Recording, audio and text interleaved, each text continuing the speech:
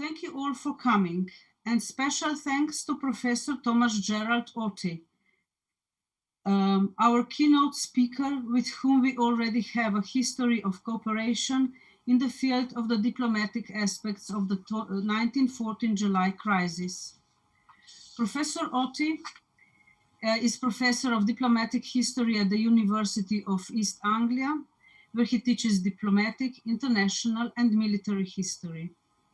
He's the author or editor of some 15 books, including most recently the award-winning Statement of Europe, A Life of Sir Edward Grey, which was also a New Statesman book of the year 2020, and July Crisis, How the World Descended into War, Summer 1914, which won the Prose Merit Award 2015, European and World History, of the Association of American Publishers Awards for Professional and Scholarly Excellence.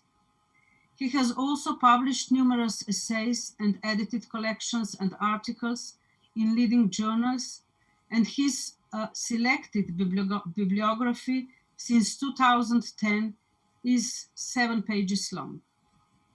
Professor Otte has been an advisor to the Foreign and Commonwealth Office. He's a trustee of the Foreign Office Historical Collection and a member of the National Executive Committee of the British International History Group. Professor Otte's paper is entitled From Vienna to Ljubljana, The Problems of Peace and Order in Europe in a Historical Perspective. Dear Professor, the floor is yours. Thank you very much indeed. Dobro jutro. Good morning, and thank you very much for your invitation. Thank you very much for your kind introduction. I think the minister just said, I think he quoted Metternich, was saying Laibach, Ljubljana is the only place that pleases me, and I'm sure we would all like to be in Ljubljana, in that pleasant place at this moment. But in this rather strange world in which we live, we have to make do with Zoom and online facilities. So I'll do my best to keep you entertained for the next 40 or 45 minutes to talk about the problems of peace and order in a historical perspective. Order and disorder are central themes in international history. How to maintain order, how to restore it after major disruptions. These are the most significant practical and conceptual challenges for international statecraft. It is not surprising, then, that for historians and practitioners of international relations alike, the period of the Congress of Vienna holds a special fascination. To put the significance of this period into context, some general observations are necessary about peacemaking and peace settlements.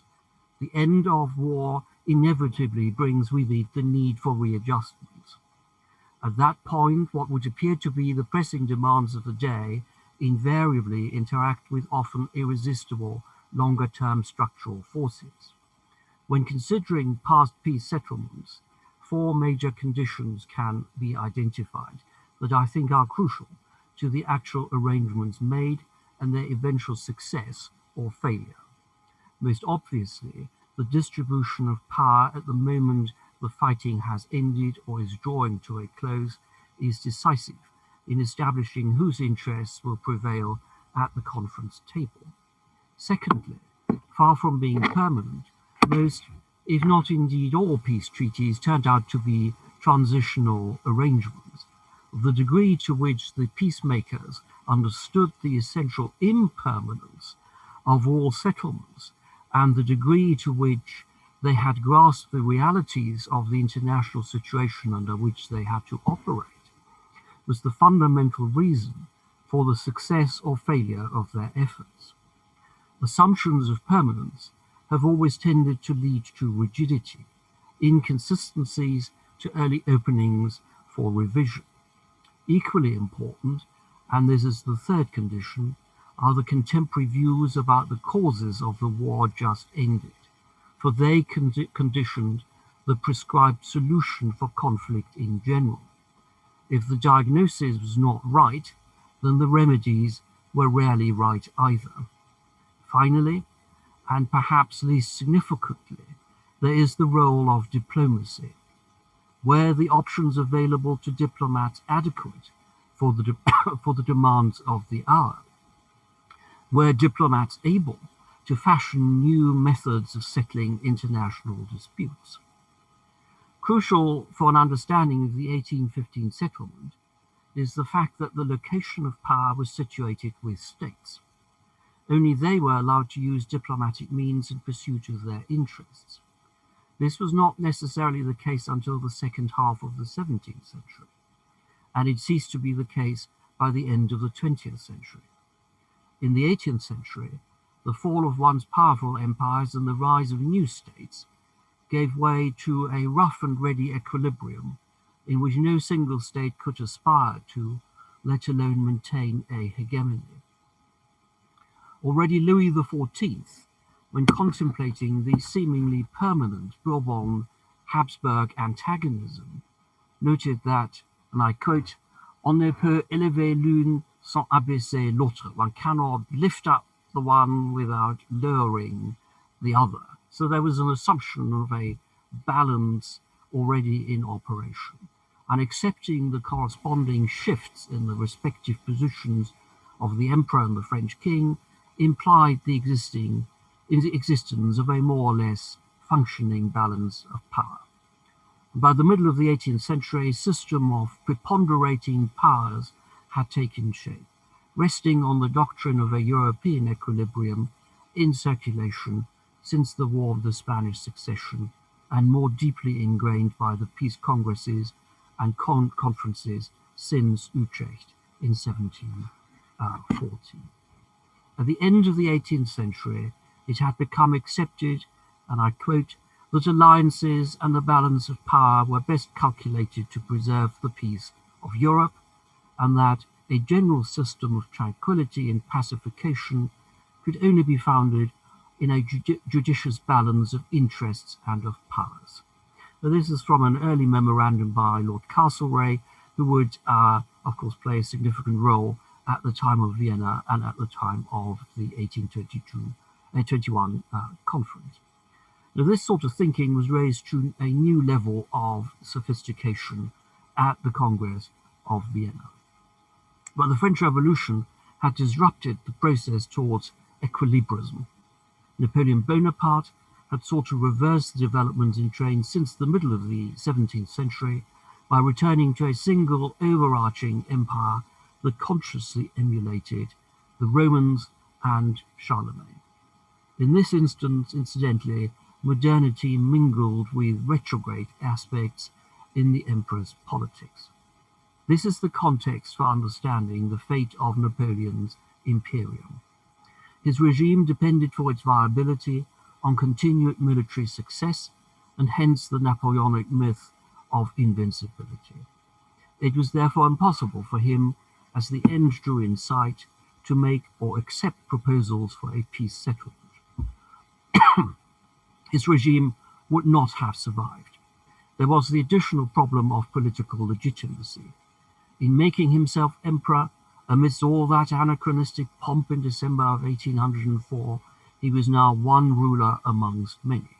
They might well consider him a Corsican usurper and upstart, but he had now relinquished the alternative, revolutionary source of political legitimacy. In turn, it provided an opening for anti-French nationalism elsewhere in French-controlled and French-threatened Europe. Napoleon's forces, after all, now no longer came as liberators. They came merely as Frenchmen. Now, insofar as the practicalities of post-Napoleonic peacemaking were concerned, some consideration has to be given to contemporary methods of communication. Slow and often unreliable, they made the organization and management of a grand coalition impossible.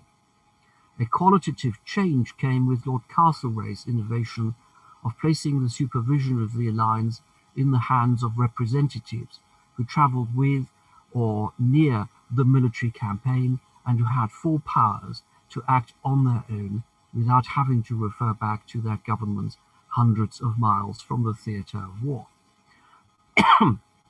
This travelling conference eliminated some of the friction that had been inherent in all previous coalitions. It also, of course, gave greater weight to British diplomacy in the deliberations, and Castlereagh was determined and skilled enough to make the most of that situation. He played a leading part in settling the outcome of the war and in shaping Europe's future political order, a role never quite equalled again by a British Foreign Secretary since. Castlereagh committed the Allied powers to the idea of a general peace settlement as opposed to a series of separate peace treaties as envisaged by Metternich and other continental leaders. This was a significant innovation of international practice, and it was a major achievement on Castlereagh's part. Discrete treaties might well have ended the war earlier, but in the absence of a comprehensive European framework, they could never have been more than arrangements of limited durability. Castlereagh's second major success was more subtle. He insisted on control over proceedings at the eventual Peace Congress, resting with the four principal European powers allied against Napoleon, with the possible addition, after peace had been securely established, of France herself. This was the nucleus of the 19th century concert of Europe, upon which a European equilibrium and thus the stability of continental affairs rested.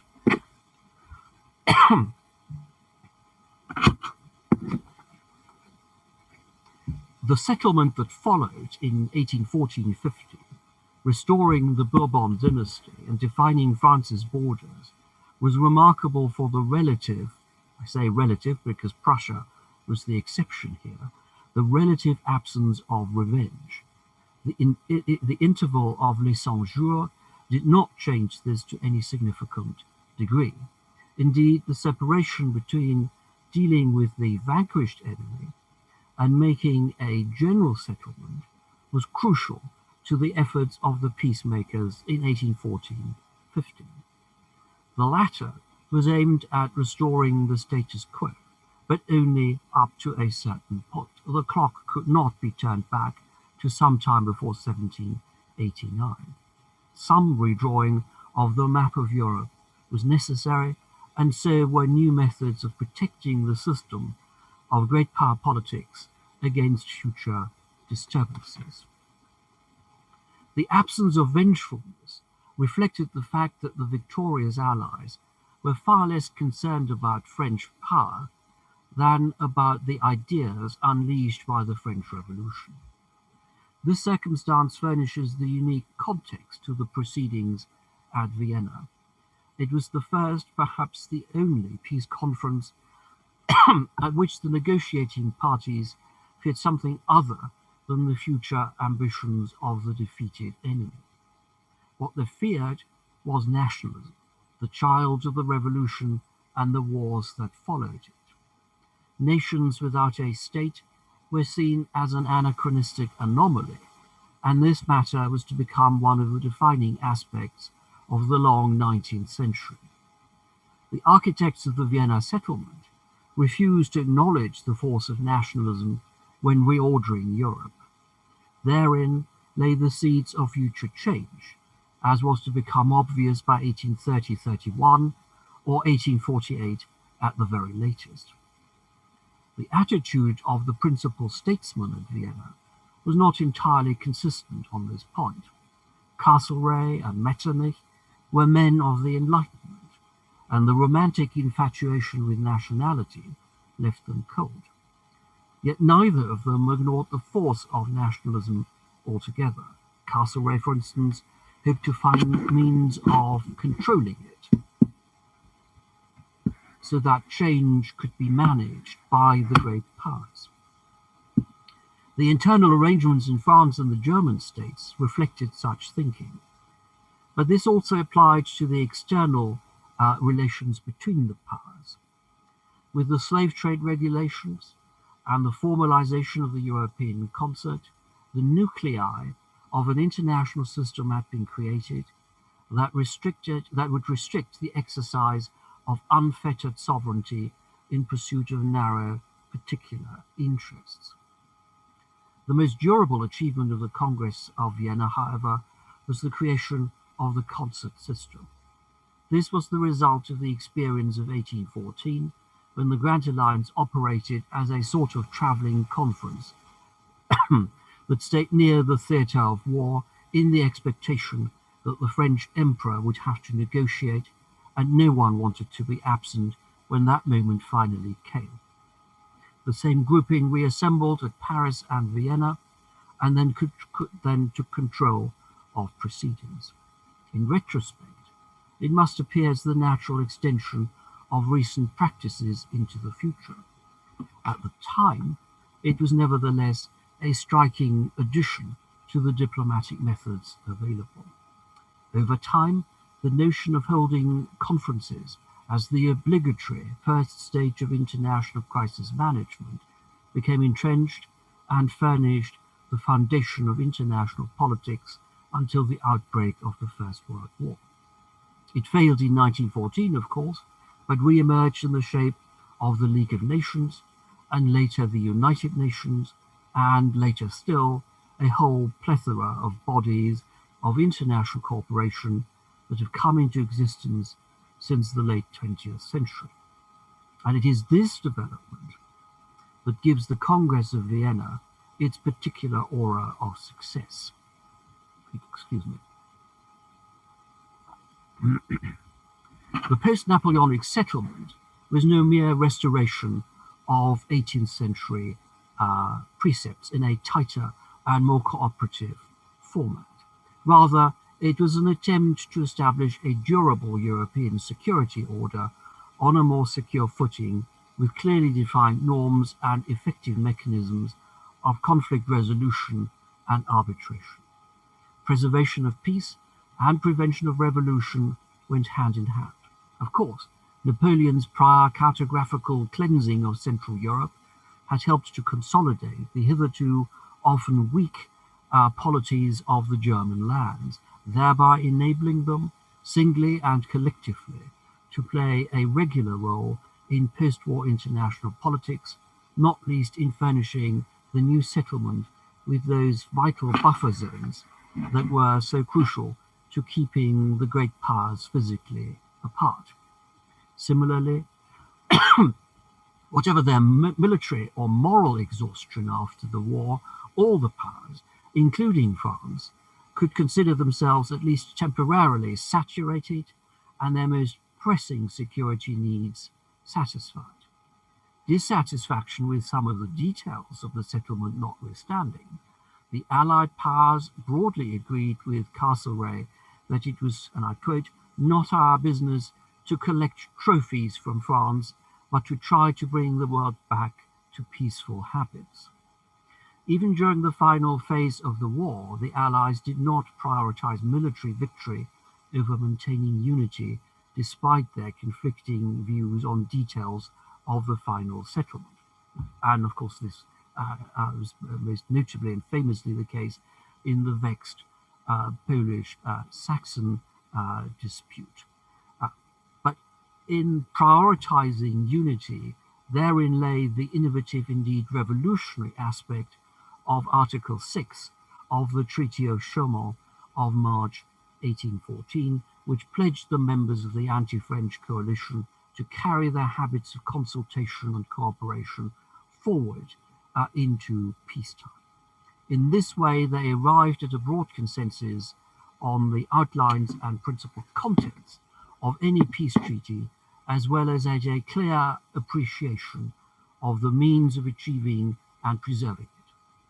Like the peace treaties of the 18th century, but unlike most of Napoleon's peace treaties, and in sharp contrast to those of 1919, the Vienna settlement was a negotiated peace, one moreover concluded not at the tip of the bayonet, but gradually matured since 1813.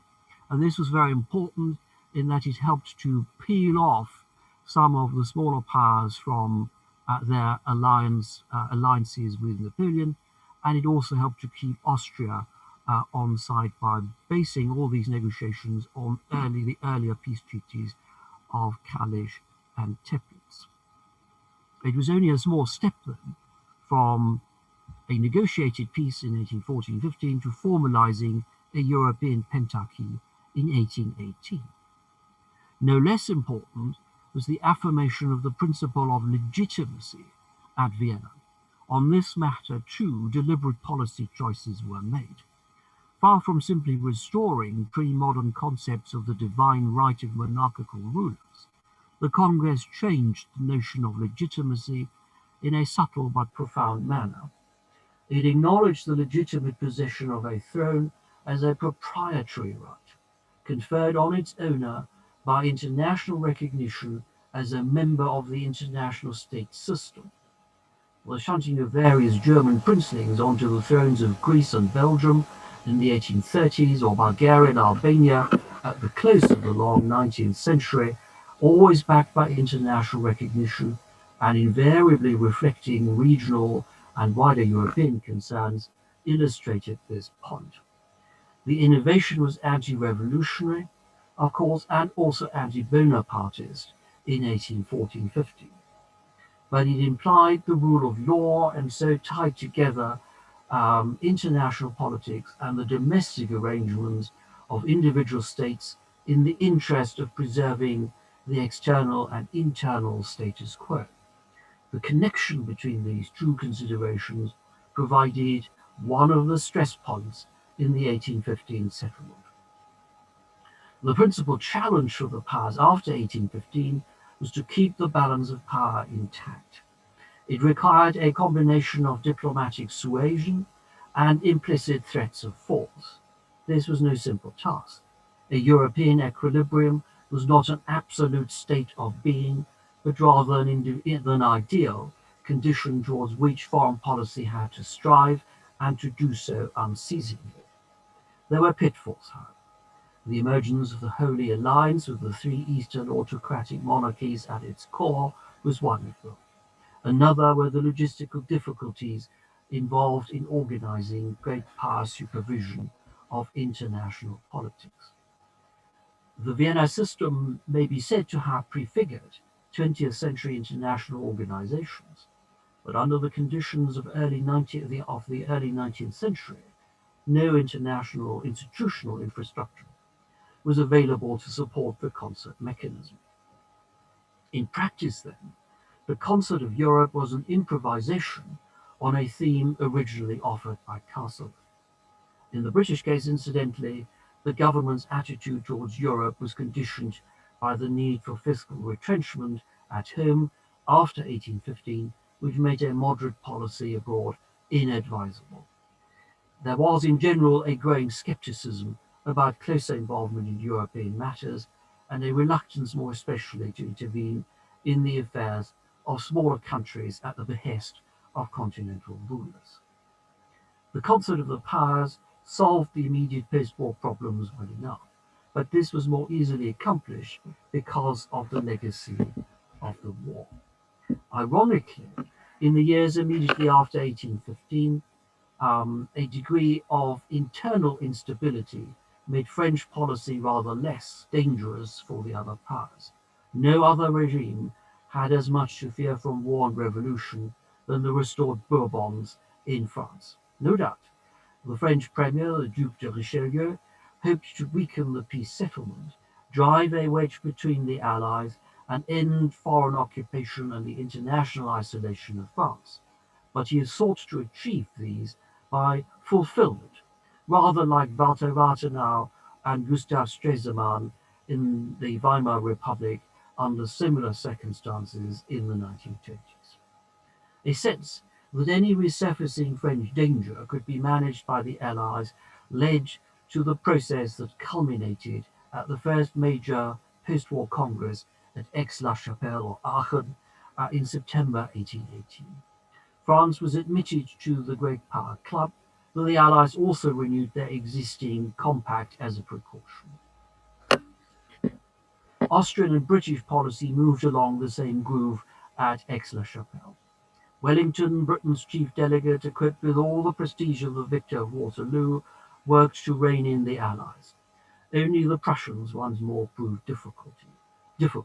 Another difficulty was the Tsar's latest grand scheme for a general league of all the powers coupled to a guarantee of all sovereigns and their territories. Castlereagh rejected such a universal guarantee on the grounds of principle and practicality. The Tsar dropped his proposal, and the Allied governments agreed on a compromise, under which they, now signed by France, signed a declaration of their good and just intentions and confirmed their plan to meet at regular intervals to consult on matters of common interest. The Compromise of Aix-la-Chapelle preserved the core of the concert, but the policies pursued by the powers began to diverge at this point. The vagueness of the compromise formula allowed them to maintain a semblance of unity, but the question of guarantees remained unresolved, and this proved to be explosive, for the three Eastern monarchies pressed for such an undertaking. Castlereagh resisted their demands, but was content to react to their initiatives rather than to take the initiative himself. Within just over a year from Aix-la-Chapelle, the differences between the great powers broke out in the open in response to disturbances in southern Europe. Revolutions in Spain, Italy, and then the Balkans created a lot of noise. They hastened the powers along different paths, but they did not shake the foundations of the Vienna system. Revolution returned to Europe by way of Spain, and the king there, of course, then appealed to the powers to aid him in his attempt to re-establish absolute rule. It was precisely the kind of problem Castlereagh had tried to avoid with his compromise formula at Aix-la-Chapelle. He was not prepared to fall into line with the plans for foreign intervention, which could only make matters worse. But Castlereagh objected also on general political grounds, as set out in his famous state paper of May 1820. He rejected the suggestion of automaticity only, he said, if a threat to international security materialized, might intervention become necessary. That might well have been the end of the matter. Other powers were also reluctant to accept the need for intervention. Metternich, for one, was absorbed by German problems in 1819, and he did not expect the trouble in Spain to spread. But spread it did. And this was the beginning of the parting of the ways. In the place of Castlereagh's looser scheme for European cooperation, the other great powers were attempting to redefine the cooperation in more ideological terms. There followed a revolution in Portugal, and in July 1820, the third Bourbon state, the Kingdom of the Two Sicilies, was shaken by revolutionary violence. That sequence of events seemed to bear out Metternich's renewed warning that if left unchecked, the contagion of revolution would spread. He foresaw, and I quote, the immediate loss of certain provinces in Italy, and that doctrines under this evil of revolution were disseminated, by which the whole empire, the German Empire, were converted and endangered, and the European system menaced with complete overthrow. Sorry, I should have said Austrian Empire, of course, not German Empire. There was nevertheless something of an opera buffa about the Neapolitan Revolution. It was of the most superficial kind, the work of secret societies and disenchanted army officers, and it owed much of its initial success to the indolence and timidity of King Ferdinando I. Naples, however, was an Austrian ally and satellite. The constitution foisted on the hapless king by the revolutionaries broke the Austro-Neapolitan Treaty of June 1815, and the reverberations caused by the revolution had the potential of destabilizing the whole fragile edifice of Habsburg dominance in Italy and perhaps elsewhere. Metternich moved cautiously. He rarely acted boldly, whatever his later claims to the contrary. His fear of a Franco-Russian conservative alliance that might diminish Austrian influence in Italy never materialized. Rifts between the conservative ultras and moderate ministerialists in France effectively paralyzed French policy. But there was also no support from Britain. Castlereagh had little sympathy with the Neapolitan revolutionaries, and he acknowledged the peculiar position of difficulty, if not danger, in which the Austrian dominions have been placed by the sudden and unexpected revolution. He expected Vienna to take steps to quash the uprising in Naples. Indeed, he supported firm action by Austria, but he was opposed to a concert mandate for Austria to put down the revolution because it would entail a public declaration of principle. Metternich feared separation from Britain as much as being isolated from the Holy Alliance. But in the end, he had to accept a European conference because the Tsar insisted on it, and this was the only way in which Metternich could protect Austria's diplomatic flanks. For the Russian monarch, the crisis in southern Italy was an opportunity to resurrect the plans he had abandoned at Aix-la-Chapelle in 1818. It would force Metternich now to choose between a Russian scheme of a concert-backed intervention and Castlereagh's vague hints at the possibility of a secret understanding that would give Austria a free hand in southern Italy. The compromise of 1818, then, was now unraveling, but Castlereagh refused to bow to Austro-Russian pressure and agreed to a general guarantee. The more Russia wishes to transport us to the height of abstract principles, he explained to the Austrian ambassador, Prince Esterhazy, the more we must descend into the plain. Unrest along the southern rim of Europe was a local difficulty and no threat to European security. Even so, British foreign policy was on the defensive now. Castlereagh's original plans of international crisis management by means of great power symmetry had been turned against him. He could not prevent another common congress, this time at Troppau, Opava, in Austrian Silesia, from October to early December 1820. The initiative for the gathering trapped the Foreign Secretary in a dilemma. He did not wish to sever relations with the three Eastern monarchies, but nor would he commit to any sort of general guarantee. He therefore sent his half-brother, Lord Stuart, the ambassador at Vienna, to attend the gathering as an observer rather than as a delegate with full negotiating powers. Britain was relegated to the sidelines now, and so was France, who also sent an observer only. Metternich presided without hindrance and exploited his position of influence to the full. The Tsar was willing, Prussia was Alexander's lapdog, and Britain and France were kept in the antechamber of the conference. The contrast between Troppau and the earlier congresses could not have been starker. Both the diplomatic carnival at Vienna in 1815 and the more modest affair in the Rhenish Sparta of Aix-la-Chapelle in 1818 had been attended by monarchs and their chief ministers. In the autumn of 1820, only the rulers of Austria as host, Prussia and Russia, made their way to the meeting. It was they, prompted by Metternich, who settled matters. A joint protocol affirmed their right to intervene based on the 1815 treaties. In a subsequent circular to all European governments, they implied that the British and French governments were in agreement with this interpretation. This was far from the truth, but Stuart complained in vain, and nor was Castlereagh's official protest note more successful. The protocole préliminaire of the 19th of November gave Metternich what he wanted: the moral condemnation of the revolution and the solemn sanction for the principle of intervention. It encapsulated an extreme doctrine of intervention.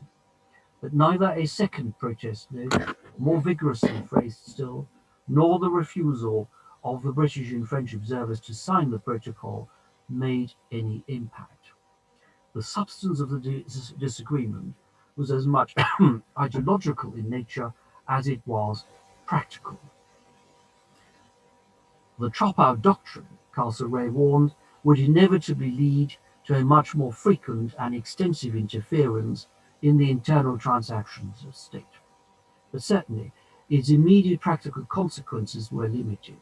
For Metternich, it was crucial to force Russia to commit to absolute principles to ensure St. Petersburg's support for whatever action the state chancellor contemplated. This became obvious when the conference reassembled in January 1821, this time moving to the southern corner of the Austrian Empire at Ljubljana. Whatever Metternich's difficulties with the duplicitous King of Naples, he secured what he needed the most. Russia and Prussia formally sanctioned a military intervention, and more than half a year after the revolution, Austria could act on behalf of the concert of Europe. The divide between Britain and the three Eastern Allies could no longer be bridged. What made the situation more awkward still for Castlereagh was the fact that the other European powers knew that he supported suppressing the revolution.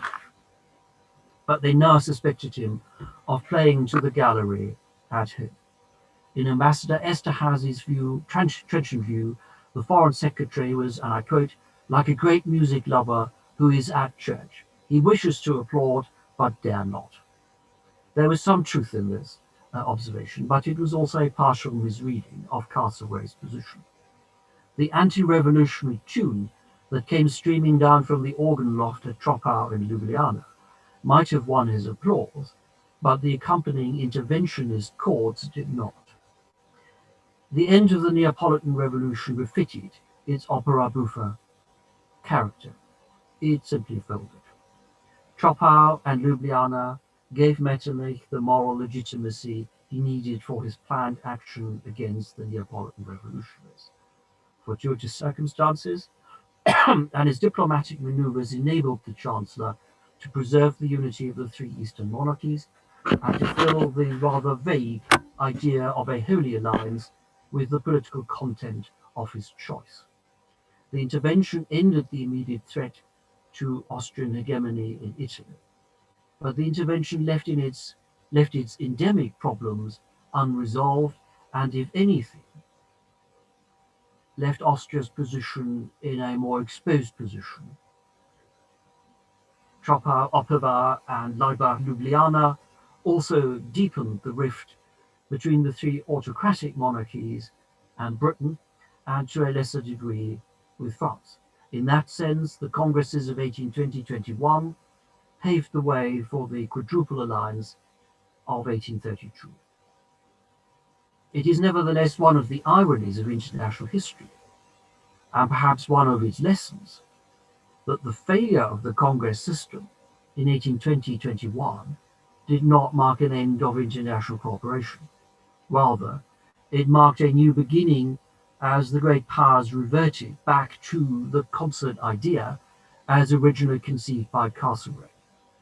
In retrospect, its flexibility and suppleness were the most remarkable features of the 1815 settlement. Not all its remedies were right, but its flexible form and the universalism that underpinned it allowed for adjustments and modifications later on. And this ensured its relative stability and longevity.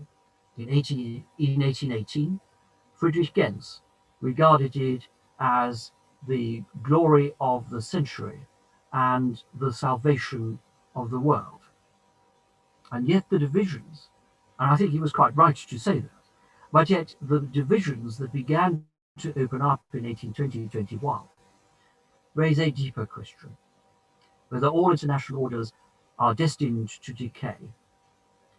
And I think it's worth noting that when Immanuel Kant wrote his famous treatise on perpetual peace, the title is reputed to have been inspired by the name of a wayside inn which stood at the gate to a cemetery. And on that melancholy note, I will finish my talk. Thank you very much.